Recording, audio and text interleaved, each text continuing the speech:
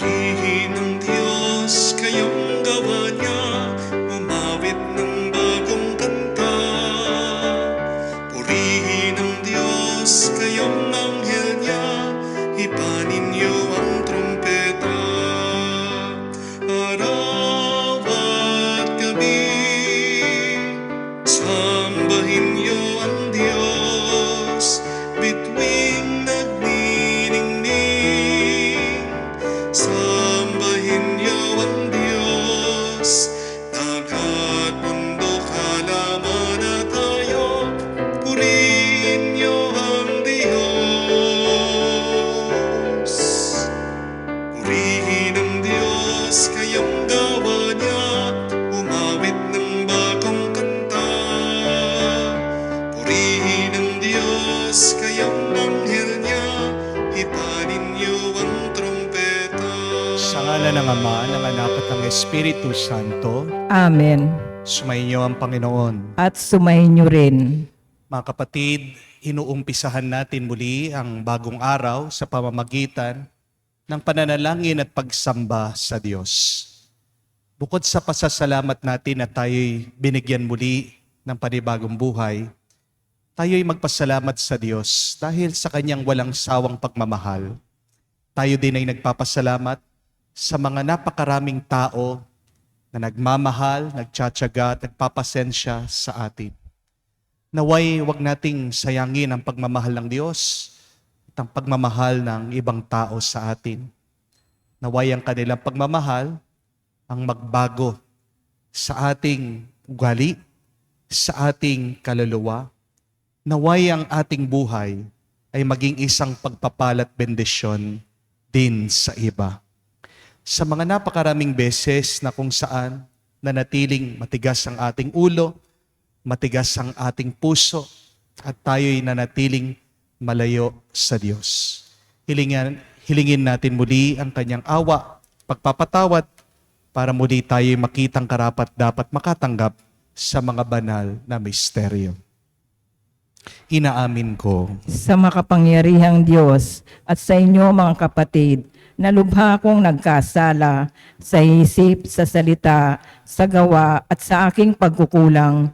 Kaya'y sinasamo ko sa mahal na Birheng Maria, sa lahat ng mga anghel at mga banal, at sa inyo mga kapatid, na ako'y ipanalangin sa Panginoong ating Diyos. kaawaan tayo na makapangyarihang Diyos, patawarin tayo sa ating mga kasalanan, at patnubayan tayo sa buhay na walang hanggan. Amen. Panginoon, kaawaan mo kami. Panginoon, kaawaan mo kami. Kristo, kaawaan mo kami. Kristo, kaawaan mo kami. Panginoon, kaawaan mo kami.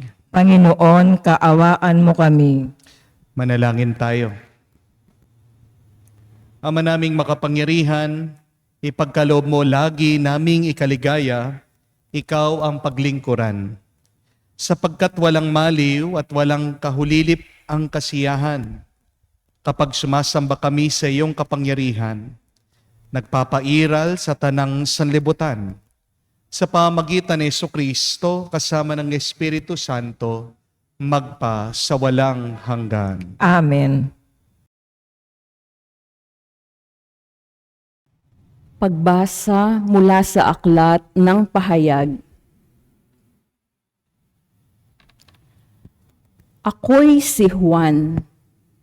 Narinig ko ang Panginoon at sinabi niya sa akin, isulat mo sa anghel ng simbahan ng Sardis. Ito ang sinasabi ng may 7 Espiritu ng Diyos at may 7 bituin. Nalalaman ko ang ginagawa mo. Ipinalalagay kang buhay, ngunit ang totoo, ikaw ay patay.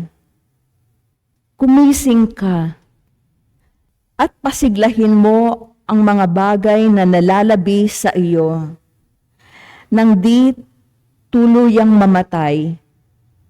Nakikita kong hindi paganap ang mga nagawa mo sa paningin ng aking Diyos. Alalahanin mo kung paano mong tinanggap ang mga aral na iyong narinig. Isagawa mo ang mga yaon. Pagsisihan mo talikdan ang iyong kasamaan. Kung hindi ka gigising,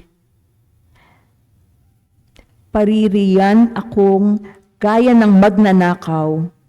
Hindi mo malalaman ang oras ng aking pagdating. Gayunman, may ilan diyan sa Sardis na nag-ingat at napanatiling malinis ang kanilang damit. Kaya't magiging kasama-sama ko silang nakasuot ng puti sapagkat sila'y karapat-dapat. Ang magtatagumpay ay daramtan din ng puti at hindi ko aalisin sa aklat ng buhay ang kanyang pangalan. Kikilalanin ko siya sa harapan ng aking Ama at ng kanyang mga anghel.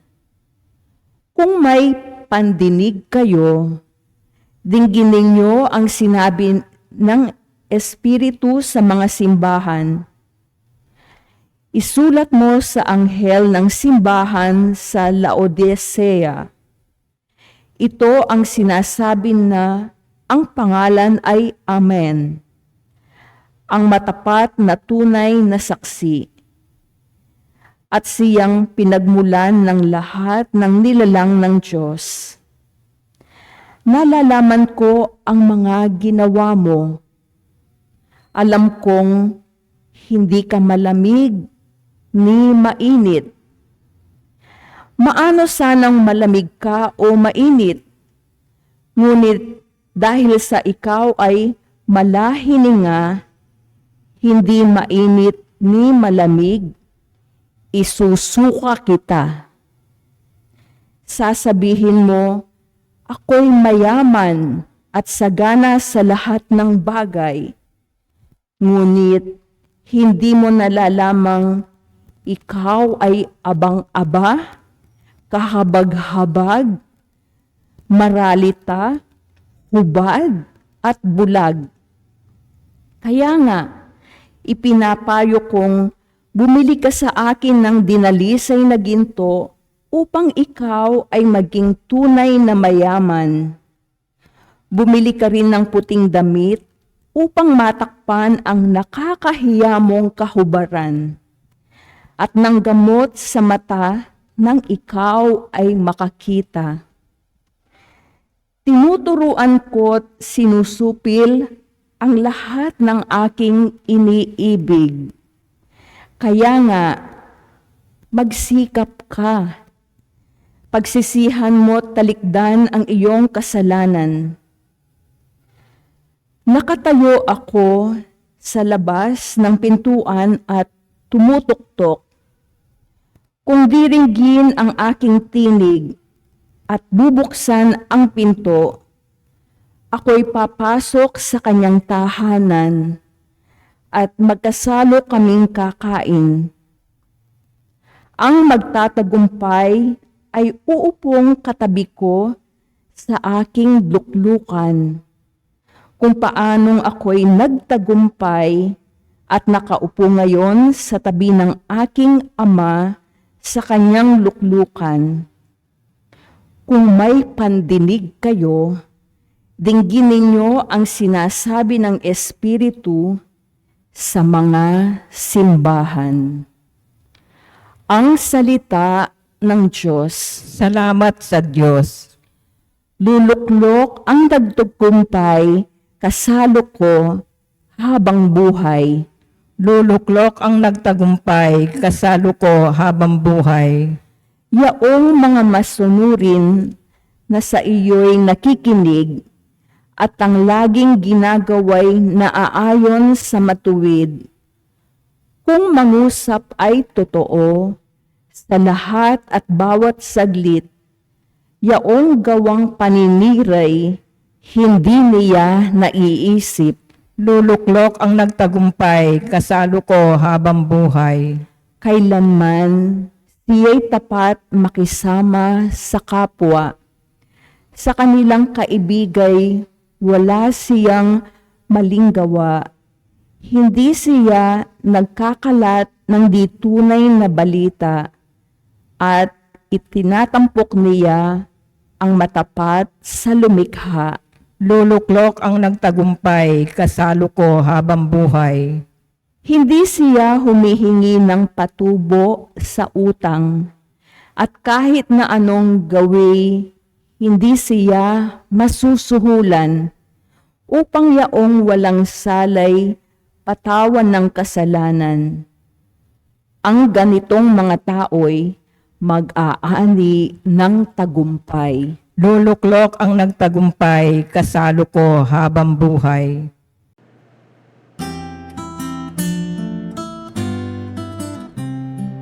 Alleluia, alleluia, alleluia, alleluia, alleluia, alleluia, alleluia, alleluia, alleluia, alleluia, alleluia. Inibig tayo ng Ama, isinugo ang anak niya bilang panubos sa sala. Aleluya, aleluya. Sumainyo ang Panginoon. At sumainyo rin. Ang mabuting balita ng Panginoon ayon kay San Lucas. Papuri sa iyo, Panginoon. Nung panong yun, pumasok si Jesus sa Jericho at naglakad siya sa kabayanan. Doon may isang mayamang puno na mga publikano na nagngangalang Zakeo. At pinagsikapan niyang makita si Jesus upang makilala kung sino ito. Ngunit siya'y napakapandak at dahil sa dami ng tao, hindi niya makita si Jesus. Kaya't patakbo siyang nagpauna at umakyat sa puno ng sikomoro upang makita si Jesus nang magdaraan doon. Pagdating ni Jesus sa dakong iyon, sila'y tumingala at sinabi sa kanya, Zakeo, bumaba ka agad sapagkat kailangan kong tumuloy ngayon sa bahay mo. Nagmamadali siyang bumaba at tuwang-tuwang tinanggap si Jesus. Lahat ng nakakita nito ay nagbubulungan. Nakikituloy siya sa isang makasalanan, wika nila. Tumayo si Zakeo at sinabi niya, Panginoon, ibibigay ko po sa mga dukha ang kalahati ng aking ari-arian. At kung ako'y may nadaya sino man, 4 na ibayo ang isa sa uli ko sa kanya. At sinabi sa kanya ni Jesus, ang kaligtas ay dumating ngayon sa sambayanang ito. Lipi rin ni Abraham ang taong ito, sapagkat naparito ang anak ng tao upang hanapin at iligtas ang naliligaw. Mga kapatid, ang mabuting balita ng ating Panginoon. Pinupuri ka namin, Panginoong Jesucristo. Magandang araw po muli sa inyong lahat. Ano po sa tingin niyo ang pinakamatagal ng problema dito sa mundo? What do you think is the longest and oldest problem that we have here in this world? Yung po bang sakit na napakahirap gamutin? O yung kayang problema ng kahirapan? O baka naman ang problema ng gera, ng patayan? Maaari po, matagal na rin pong mga problema o sakit ng ulo natin yan. Pero meron pong isang napakatagal ng problema natin na hanggang ngayon hindi pa natin masolusyonan. Ano po? Ito yung kagustuhang nating magbago ang ibang tao. This is the age-old problem with all of us. We want others to change. Yung mga misis, gusto nilang magbagong kanilang mga mister. Yung mga mister, gusto nilang magbagong kanilang mga misis. Yung mga biyenan, gusto nilang magbagong kanilang mga manugang. Ang mga manugang, gusto nilang magbagong kanilang mga biyenan. Yung mga Magulang, gusto nila magbago ang kanilang mga anak. Yung mga anak, gusto nila magbago ang kanilang mga magulang.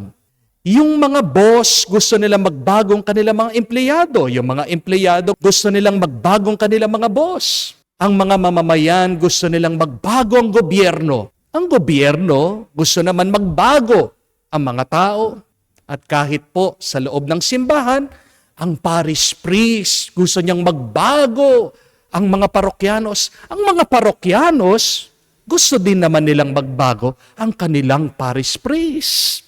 My dear friends, this is our longest and oldest problem until now. We want other people to change. And yet, when it comes to us, we do not want to change.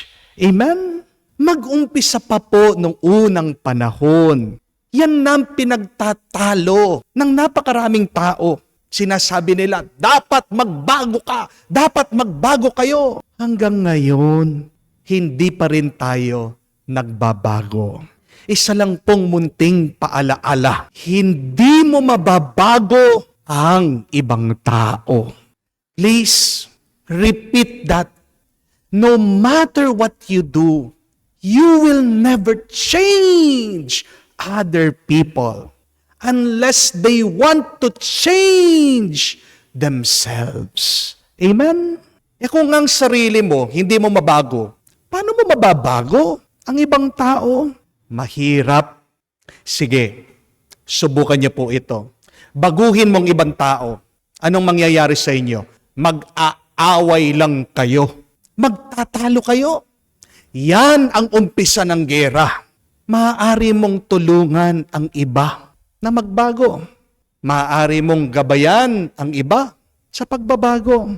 Maaari mo ding pakiusapan sila. Pero itong pinapaalala sa atin, tanging ang Diyos lang ang makakapagbago sa tao. Amen? Basahin niyo man po sa libro ni Propeta Jeremias, chapter 10, verse 23. Sabi po, nakasulat, O Panginoon, talastas ko na ang lakad ng tao ay hindi sa kanyang sarili. Hindi para sa tao ang lumalakad ng matuwid. Hindi ang kanyang mga hakbang. Ibig sabihin, hindi natin kayang ituwid ang ating pamumuhay. At hindi mo kayang ituwid ang pamumuhay ng ibang tao. Tatay mo, nanay mo, asawa mo, anak mo, wala tayong kapangyarihan para ituwid natin ang buhay ng ibang tao. At wala din tayong kapangyarihan na ituwid natin ang ating sarili dahil tayo'y mahina, tayo hindi perpekto, at tayo'y makasalanan. Basahin nyo din po sa libro ng Kawikaan, chapter 16, verse 9, ang sabi, ang puso ng tao ay kumakatha ng kanyang lakad. Pero ang Diyos, ang Panginoon, ang nagtutuwid ng kanyang mga hakbang. Trabaho po ng Diyos ang ituwid tayo. At maniwala ka, may ginagawa palagi ang Diyos para baguhin ka, para baguhin ang ibang tao, para baguhin muli ang mundo. Yan po ang dahilan. Hindi po ba? Bakit pinadala ng Diyos Ama ang kanyang anak si Jesus dito sa mundo? Para maibalik tayo sa kabanalan. Tanging ang Diyos lang ang makakapagbago sa tao. Pero ang pagbabagong ito ay hindi puwersahan. Yan naman ang mabuti pagdating po sa Diyos. God will always invite us to change. God will only gently lead us to conversion. Tignan nyo na lang po yung nangyari dito sa kwento ni Sakeo. Si Sakeo na punong tagasingil ng buwis, isang publikano, kilala po siyang makasalanan nung panahon po ni Jesus. Pero nung nakita siya ni Jesus, tinawag siya. Ano ang sabi ni Jesus sa kanya? Kailangan kong bumisita, pumasok sa iyong tahanan ngayon. At yung pagpasok ni Jesus, doon sa kanyang kabahayan, dito nag-umpisa na ang pagbabago ng kanyang buhay. Ang laki ng pagbabago niya.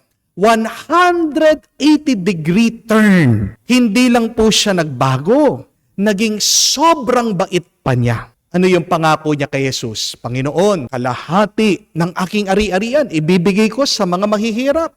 At kung meron man akong niloko, ibabalik ko sa kanya 4 na beses. Isipin niyo po yun, di ba? Kapag nakapagloko ka ng tao, ibabalik mo sa kanya kung ano yung halaga na niloko mo. Pero siya, grabe, sobra. 4 na beses, ibabalik niya dun sa mga taong niloko niya. Tingnan niyo po yung pagbabago ni Sakeo. Paano nangyari? Ito ay dahil pinapasok niya ang Panginoon sa kanyang tahanan, pinapasok niya si Jesus sa kanyang kaisipan at sa kanyang puso. My dear friends, we must believe in the power of God to change people. And for people to change, they must allow Jesus to enter into their lives. Pero ibig po bang sabihin, pag ang Diyos lang ang nakakapagbago sa atin, wala na tayong gagawin? Ay hindi po. Pwede din naman natin tulungan ang Diyos. At ano ang tulong na maibibigay natin sa Diyos para maging daan din tayo ng pagbabago ng ibang tao? What can we do so that people can change? Don't just pray for them. You help them to see Jesus. Be a sycamore tree to other people. Paano daw po si Sakeo nakita niya ang Panginoon? Di ba? Umakyat siya doon sa puno ng sikamoro. Ang tanong, sinong naglagay nung puno na sikamorong yon doon? Di ba? Walang iba kung hindi ang Diyos. Ang puno ng sikamoro ang tumulong kay Sakeo para makita si Jesus. At dahil nakita niya si Jesus, nakita ni Jesus si Sakeo, doon nag-umpisa ang pagbabago niyang buhay. Baka naman mga kapatid, ikaw ang puno ng sikamoro sa buhay ng ibang tao. Kaya huwag kang magtataka. Bakit nilapit ka? Bakit nilagay ka? Diyan sa mga taong napakatigas ng ulo, napakatigas ng kanilang puso, napakasama nila. Baka ikaw ang ginagamit na daan ng Diyos para makita nila si Jesus sa pamamagitan mo. Oo, hindi ikaw makakapagbago sa kanila, pero gagamitin kang kasangkapan ng Diyos para mailapit ang mga taong ito sa Kanya. O baka naman, ikaw ang Sakeo. Baka isipin nyo, pagnilayan nyo, sino ang mga tao sa buhay mo ngayon na nilalapit ka sa Panginoon? Sana naman, buksan mo din ang iyong isip at puso sa kanila. Marahil po hindi nyo alam ito, na nung maliit akong bata, napakapilyo ko, napakapasaway ko. Terror po ako ng mga teacher ko. Palagi po akong dinadala sa principal's office. Kaya nga po, nung nakapagpari ako, hindi makapaniwala yung aking mga teacher. Yung dating magulo sa klase, yung dating maingay, yung dating malikot. Aba, ngayon, nagdarasal, nagtuturo, nagho-homily sa misa. Ano po ang naging dahilan ng aking pagbabago? Marami pong mga tao na nanalangin para sa akin. Marami pong mga tao ang nagsilbi para mga punong sikamoro, nilapit ako sa Panginoon. Lalong-lalo na po yung nanay ko. Araw-araw ang aking nanay, nagtitirik po ng kandila. Ako po ang palaging intention niya. Hindi po sumuko ang mga tao sa akin. Kaya naman po, nagbago ako. At kung hindi rin tayo susuko dyan sa mga taong minamahal natin, maniwala ka, pagdating ng araw, susuko din sila sa Diyos. Magbabago ang kanilang buhay. Amen? Mga kapatid, hindi man natin mababago ang iba. Ang magagawa natin ay mailalapit natin sila kay Jesus. Kapatid, hayaan mo ang kapangyarihan ng Diyos ang magbago sa iba. Maniwala ka, maghintay ka. Ngayon pa lang, magpasalamat ka na para sa pagbabago nila. Amen. Sa pagtatagpo ng Panginoon at ni Sakeo, nakita natin ang tunay na habag, ang pinakamatatag na pinagmumula ng katarungan. Manalangin tayo sa Panginoon. Panginoon, dinggin mo kami. Ang mga nagpapatakbo ng ating kalakalan at industriya naway maging mapagbigay at makatarungan. Manalangin tayo sa Panginoon. Panginoon, dinggin mo kami. Tayo naway maging handa sa pagsalubong sa Panginoon. Anumang oras siya dumating sa ating buhay at hayaan siyang manahan sa ating mga puso. Manalangin tayo sa Panginoon. Panginoon, dinggin mo kami. Sa katahimikan po ng ating puso, banggitin din natin sa Diyos ang ating mga personal na pangangailangan. Ama naming Diyos, punuin mo ang aming mga puso ng iyong pag-ibig. Ipagkaloob mo sa amin ang iyong mapagligtas na tulong kapag kami ay magkakasala at naway kami panatilihin mo sa iyong pagkalinga. Hinihiling namin ito sa pamagitan ni Kristo, aming Panginoon. Amen.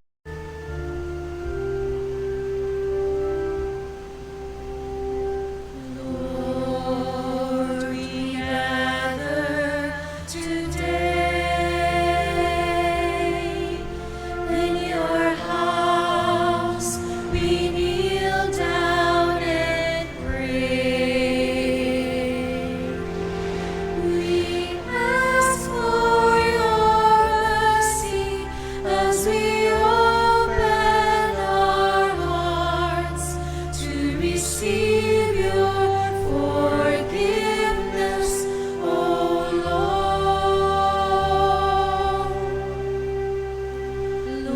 Lord, we lift up to you all these gifts we offer for your glory. We will eat this living bread. We will drink this saving cup and feel your presence, O Lord. As we offer this bread and as we bring you this wine, bless them, Lord Jesus. Feed us now, give us life. Send us your Spirit, the source of our lives, and together we will serve you with love. Manalangin kayo mga kapatid, para ng ating mga paghahain ay kalugdan ng Diyos amang makapangyarihan. Tanggapin nawa ng Panginoon itong paghahain sa iyong mga kamay sa kapurihan niya at karangalan sa ating kapakinabangan at sa buong sambayanan niyang banal. Ama naming lumikha, ipagkaloob mong iyong masintahing pagtingin sa aming mga alay upang ang kagandahang loob mo ay aming makamtan at ang bunga ng walang hanggang pag-iral ay aming mapakinabangan.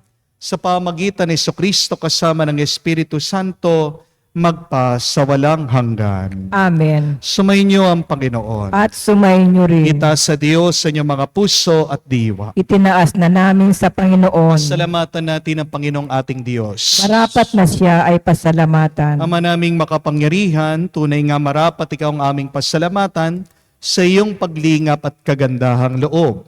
Ang tao'y nilikha mo, pinangasiwaan sa sansinukob, sa hangad mong siya'y iwastong lubos. Siya'y pinagdusa mo sa kanyang pagtalikod, sa iyong paggiliw, iyong pinahintulot, na makabalik siya sa pamagitan ni Kristo Jesus. Kaya kaisa na mga anghel nagsisiawit ng papuri sa iyo, nang walang humpay sa kalangitan, kami nagbubunyi sa iyong kadakilaan.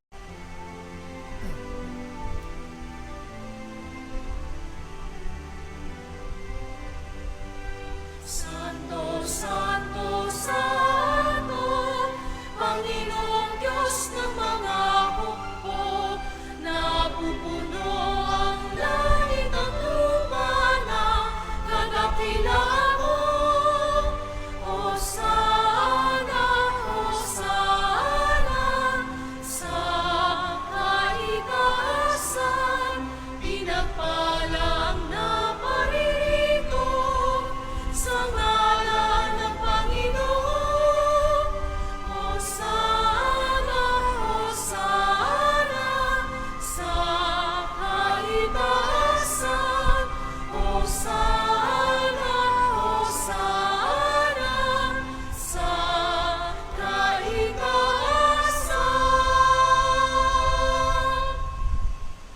Ama naming banal, ikaw ang bukal ng tanang kabanalan, kaya't sa pamagitan ng iyong Espiritu, gawin mong banal ang mga kaloob na ito, upang para sa amin maging katawan at dugo ng aming Panginoong Heso Kristo. Bago niya pinagtiis ang kusang loob na maging handog, hinawakan niya ang tinapay, pinasalamatan kanya, pinaghati-hati niya iyon, inabot sa kanya malagad at sinabi, "Tanggapin ninyong lahat ito at kanin. Ito ang aking katawan na ihahandog para sa inyo."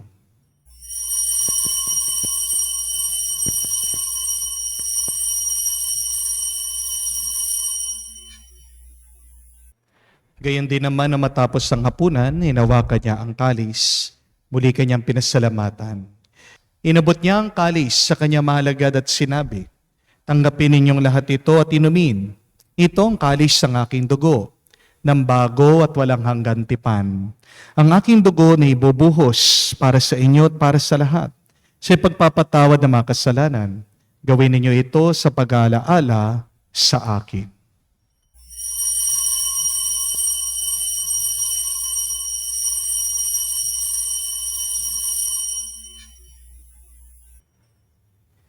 Ang misteryo ng pananampalataya. Aming ipinahayag na namatay ang iyong anak, nabuhay bilang Mesiyas at magbabalik sa wakas para mahayag sa lahat. Ama, ginagawa namin ngayon ang pag-alaala sa pagkamatay, muling pagkabuhay ng iyong anak. Kaya tinialay namin sa iyo ang tinapay nagbibigay buhay at ang kalis na nagkakalob ng kaligtasan. Kami nagpapasalamat dahil kami yung minarapat na tumayo sa harap mo para maglingkod sa iyo. Sinasamo namin kami magsalo-salo sa katawan at dugo ni Kristo ay mabuklod sa pagkakaisa sa pamamagitan ng Espiritu Santo. Amalingapin mong iyong simbahan, laganap sa buong daigdig. Puspusin mo kami sa pag-ibig. Kaisa ni Francesco, aming Papa, Florentino, aming Arsobispo at ng Tanang Kaparian. Alalahanin mo rin ang aming mga kapatid na nahimlay may pag-asang muling mabubuhay. Gayon din naman lahat ng mga pumanaw. Kawan mo't sila't patuloyin sa iyong kaliwanagan. Kawan mo't pagindapating kaming lahat na makasalo sa iyong buhay na walang wakas. Kaisa na mahal na Birhen Maria, Ina ng Diyos, kaisa na mga apostol, lahat ng mga banal, na namuhay dito sa daigdig na kalugod-lugod sa iyo, may pagdiwang nawa namin ang pagpupuri sa ikararangal mo sa pamamagitan ng iyong anak, aming Panginoong Heso Kristo. Sa pamamagitan ni Kristo, kasama niya at sa Kanya, ang lahat ng parangal at papuri ay sa iyo, Diyos Ama, makapangyarihan, kasama ng Espiritu Santo, magpasawalang hanggan. Amen, amen, amen. Sa nakakagaling na utos at turo ni Jesus sa Panginoon natin at Diyos, ipahayag natin ng lakas loob.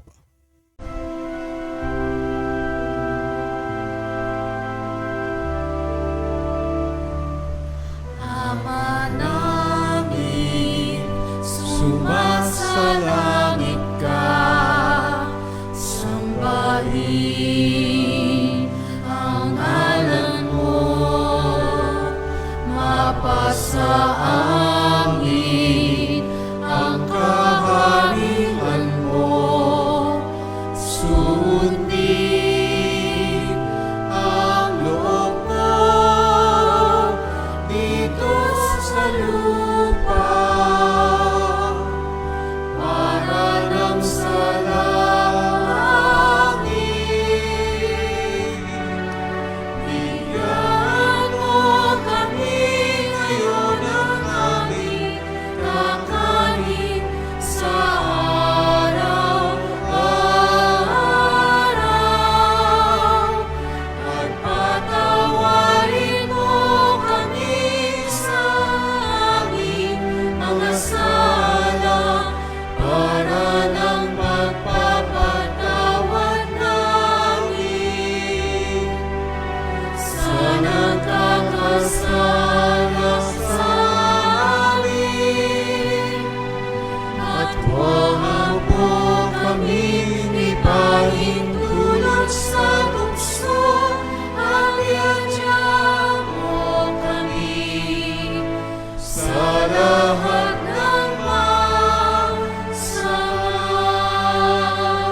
Hinihiling namin kami adyas sa lahat na masama, pagkalooban ng kapayapaan araw-araw, ligtas sa kasalanan, ilayo sa lahat ng kapamakan, samantalang aming pinanabikan ang dakilang araw ng pagpapahayag ng tagapagligtas naming si Hesu Kristo. Sapagkat iyo ang kaharian at ang kapangyarihan at ang kapurihan magpakailanman. Amen. Panginoong Hesu Kristo, sinabi mo sa iyong mga apostol, kapayapaan ang iniiwan ko sa inyo, ang aking kapayapaan binibigay ko sa inyo. Tunghayan mong aming pananampalataya, huwag ang aming pagkakasala. Pagkalooban mo kami ng kapayapaan at pagkakaisa, ayon sa iyong kalooban, kasama ng Espiritu Santo, magpa sa walang hanggan. Amen. Kapayapaan ng Panginoon ay laging sumainyo. At sumainyo rin. Magbigayan po tayo ng kapayapaan sa bawat isa. Piso niyo po, kapayapaan po sa inyong lahat.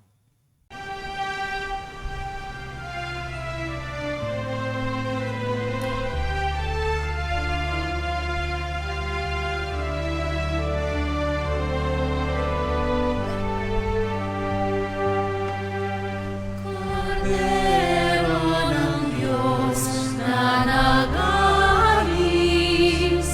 ng mga kasalanan ng sanlibutan, maawa ka sa amin. Maawa ka sa amin. Cordero ng Diyos na nag-aalis ng mga kasalanan ng sanlibutan, maawa ka sa amin. Maawa ka sa amin. Cordero ng Diyos na nag-aalis ng mga kasalanan ng sanlibutan, ipagkaloob mo sa amin ang kapayapaan. Mga kapatid, naririto ang ating Panginoong Jesucristo, ang Kordero ng Diyos. Siyang nag-aalis sa mga kasalanan ng sanlibutan. Mapalad tayong lumalapit sa piging ng Kordero. Panginoon, hindi ako karapat-dapat na magpatuloy sa iyo, ngunit sa isang salita mo lamang ay gagaling na ako.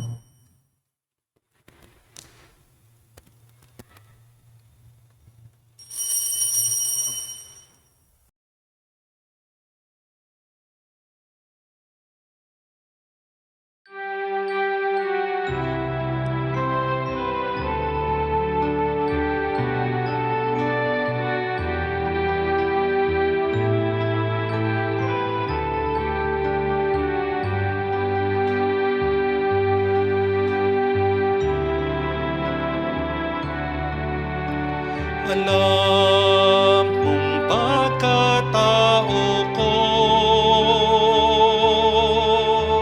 wala akong matatago.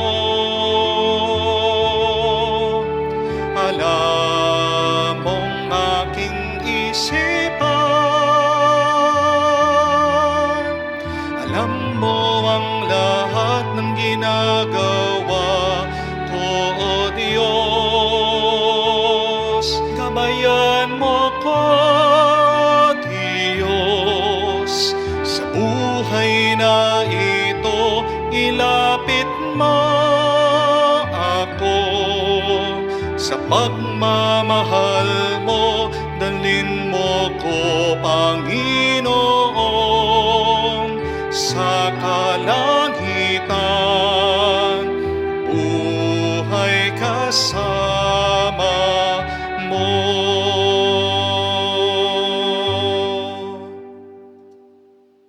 Manalangin tayo. Ama naming mapagmahal, sa pinagsaluhan naming banal na pakikinabang, ang amin naway pag-ibig ay lalong madagdagan na ginagawa namin sa pag-alaala sa anak mong mahal, na nagutos ipagdiwang ang huling hapunan sa pamamagitan ni Jesucristo kasama ng Espiritu Santo, magpa sa walang hanggan. Amen. Hindi natin kayang baguhin ang ibang tao.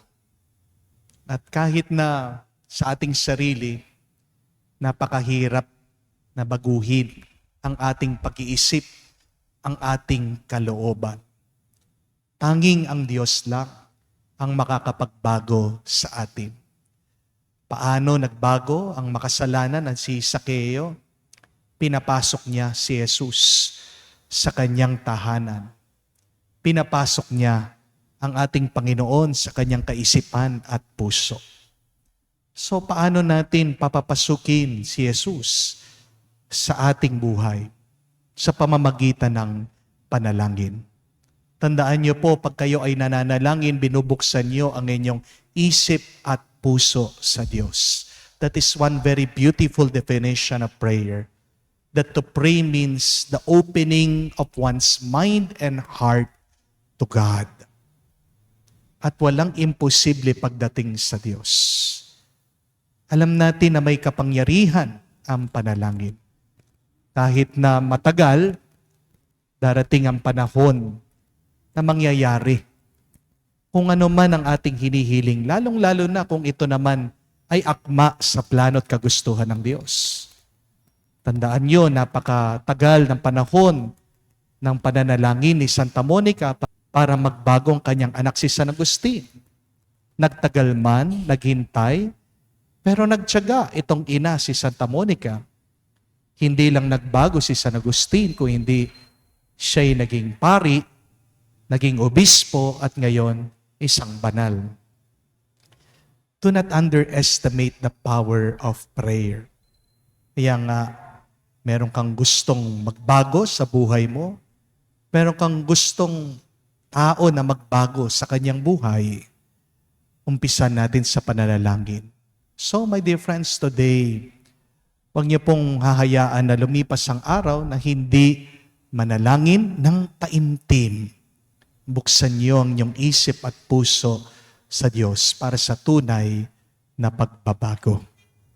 Sumayin niyo ang Panginoon. At sumayin niyo rin. At kayo ay basbasan ng Diyos, makapangyarihan sa lahat sa ngalan ng Ama, ng Anak, ng Espiritu Santo. Amen. Ang ating misa ay natapos na. Humayo kayo sa kapayapaan ni Kristo. Salamat sa Diyos.